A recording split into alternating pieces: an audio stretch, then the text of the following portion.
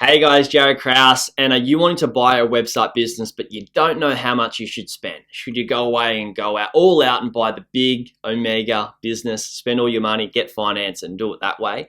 Or should you go away and buy a smaller business, dip your toe in the water and work it out from there? Now, I want to be upfront with you, there's no right or wrong way, but there may be a better way for where you're at in the position that you're in right now, which is why in this video I want to talk about the difference between buying a big website business and a small one. So I bought multiple websites myself, and my clients have gone away and bought websites as well, and every single one of them has made a successful transaction. And the reason being is because we're really good at doing due diligence, but on top of that, we're really good at knowing what is best for us. And that's what we want to cover, is what is best for you. Do you want a big business or do you want a small business, and why?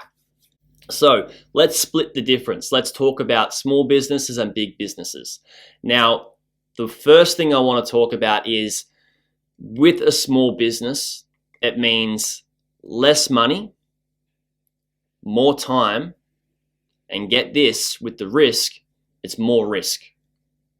Most people think it's less risk, right? So a smaller business means less money, more time, and more risk.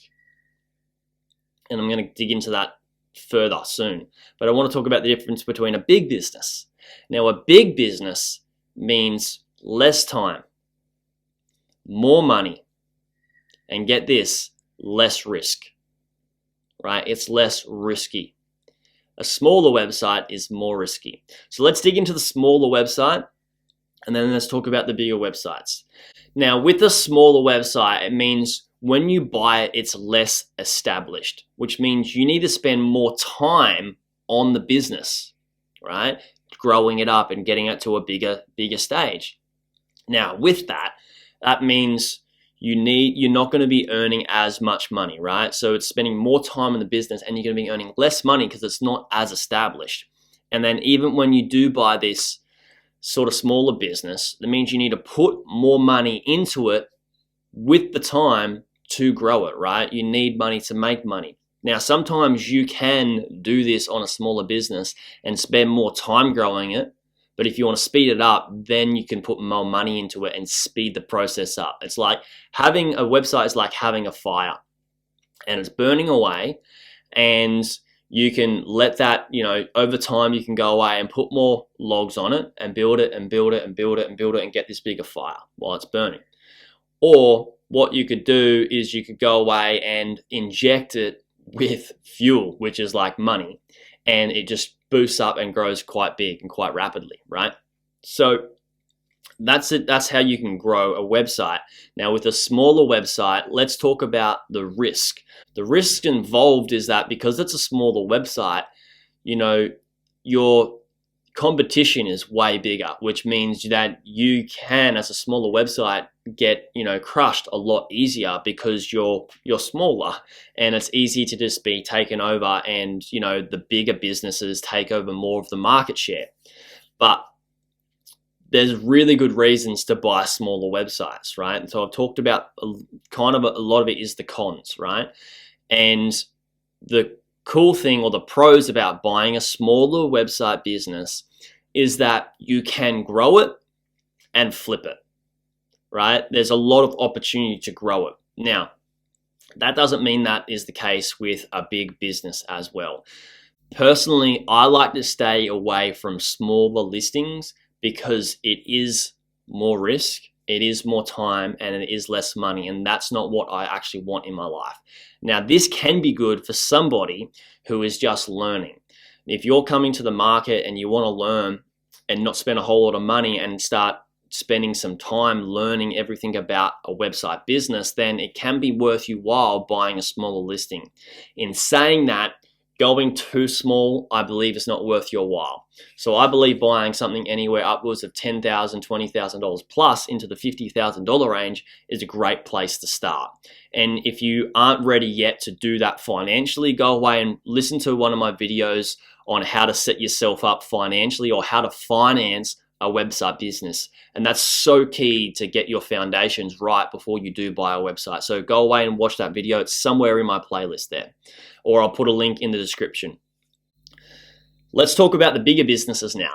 Now, the bigger business means less work, right? Because it's already set up. If I buy a bigger business, and that could be for $50,000, $60,000, it could mean that I may have a team with it, or I may have some outsources, and means less work for me as the owner. If I buy a bigger $1 million business, there's not much work I'll be doing because I'll be having people doing that work for the business and they'll be getting paid. Now, that means less work for me as the owner.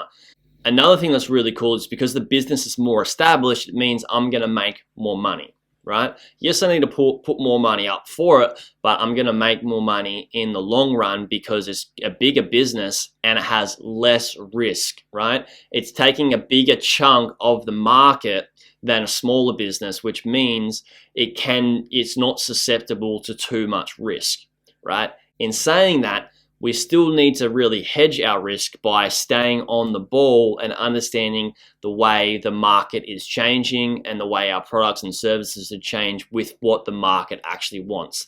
And what the market is, guys, is people, consumers. That's what the actual market is. So I myself personally like to start growing my portfolio by buying and building bigger website businesses so I can work less, I can earn more money, and I can be less sustainable to risk.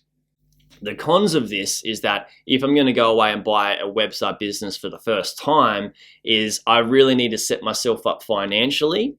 Like I said, go away and watch that video on how to finance your first website business if you haven't watched that and you're not financial. But I need to set myself up financially to buy a bigger website. And that can be saving up a whole lot of money and maybe even using some sort of finance as well. So there's a big difference between buying a small business and a big business.